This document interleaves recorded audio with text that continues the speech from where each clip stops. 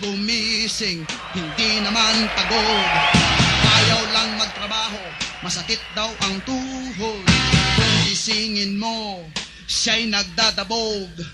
Sora sa tamad, laging natutulog.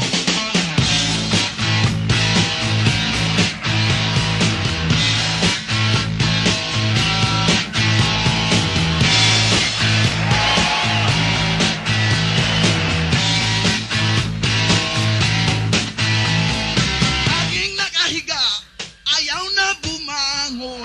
Naghihintay lang sa kanyang kakainin. Tanga-tanga, siya'y kausapin. Di mo na malaman, saan nakatingin.